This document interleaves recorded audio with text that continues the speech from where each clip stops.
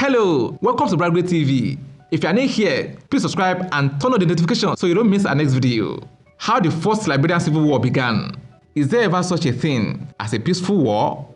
The first civil war in Liberia claimed the lives of about 400,000 to 620,000 people. It got so bad that ECOWAS had to intervene.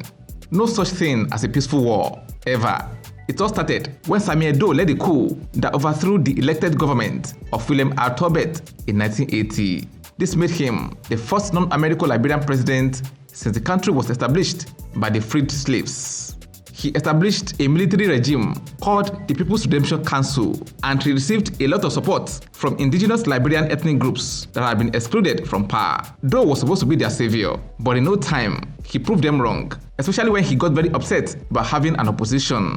An election was held in 1985 and he won that election tooth and nail. International monitors said the election was fraudulent and condemned it. Following that, in November 1985, the former commanding general of the Armed Forces of Liberia, AFL, Thomas Kwiwongpa, whom Doe had demoted and was forced to run away from the country, returned and attempted to overthrow him. He didn't succeed. His coup failed and he lost his life in the process. His corpse was also allegedly eaten as well. Charles Taylor assembled a group of rebels, sometimes around 1985 to 1989 in Cote d'Ivoire. Those rebels later rebranded themselves as National Patriotic Front of Liberia, NPFL. The NPFL invaded the Nimba County on the 24th of December 1989, forcing the Liberian army to retaliate against the entire population in the region. The clash led to the death of many innocent civilians, and villages burned down, causing several of them to move to Guinea and Cote d'Ivoire as refugees. Opposition to the rule of Doe increased even more. Out of the National Patriotic Front of Liberia, Independent National Patriotic Front of Liberia was formed when Prince Johnson, an NPFL fighter, left the group to start his own rebel group. Charles Taylor, who had been a part of those governments but left after being accused of embezzlement, organized and trained indigenous northerners in Ivory Coast. He has served as a de facto director in those regime in the government's General Services Agency before Taylor fled to the United States in 1983 as a result of the increasingly menacing atmosphere in Monrovia, as Stephen Ellis described it. While in the US, Doe had demanded that Charles be extradited for embezzling $100,000 of Liberian funds. He was arrested and spent 16 months in jail in Massachusetts, where he broke out of jail. The Nimba County, that had endured a huge amount of those riots after the attempted coup in 1985, supported the NPFL. So when Charles Taylor came with his rebel forces in 1989, on the eve of Christmas, thousands of Joe and Mano joined them, forming the core of his rebel army. Along the way, other ethnic groups joined them as well. In response, Doe sent out 2 armed forces of Liberia battalions, including the 1st Infantry Battalion to Nimba from December 1989 to January 1990, under the command of Colonel Ezekiah Bowen. The AFL went crazy and acted like out-of-control monsters while dealing with the local people. Thousands of civilians were brutally killed and majority fled their homes. It was during that period the Monrovia Church Massacre happened. The Monrovia Church Massacre was carried out by about 30 ethnic rank government soldiers, killing 600 civilians in St. Peter's Lutheran Church, Monrovia, on July 29, 1990. That act is considered the worst single atrocity of the First Liberian Civil War. The government forces were forced back to Banga by May 1990, although they were still under the control of Colonel Bowen.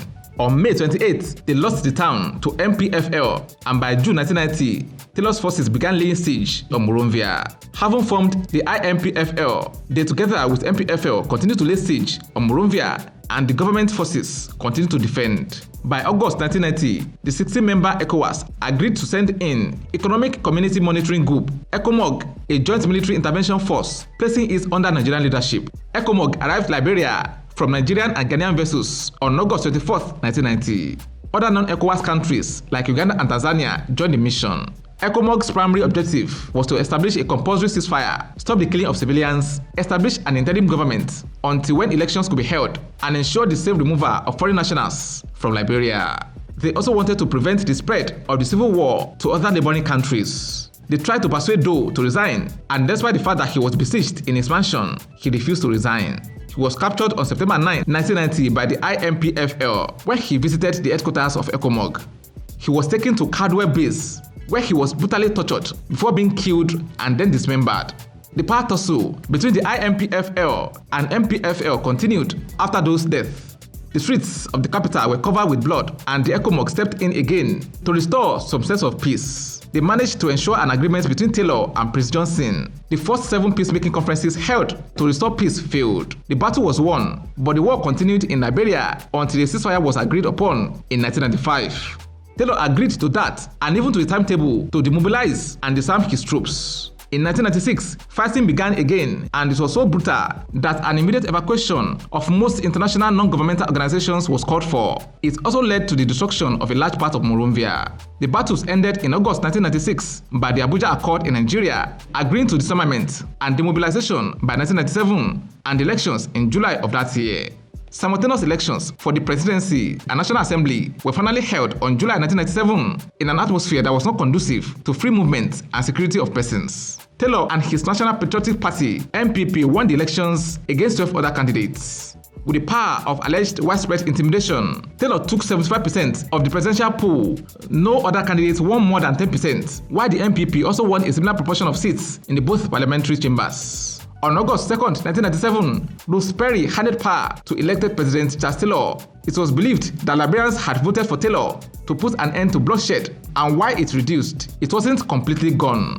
Random acts of violence still broke out, and the people were not totally safe. Although the country became safe enough for refugees to return, some leaders were forced to leave the country.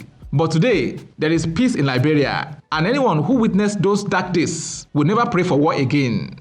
What have we missed out in this history? Let's know in the comment section. Will it be ridiculous to subscribe to our channel? If no, please like this video, share and subscribe to our channel.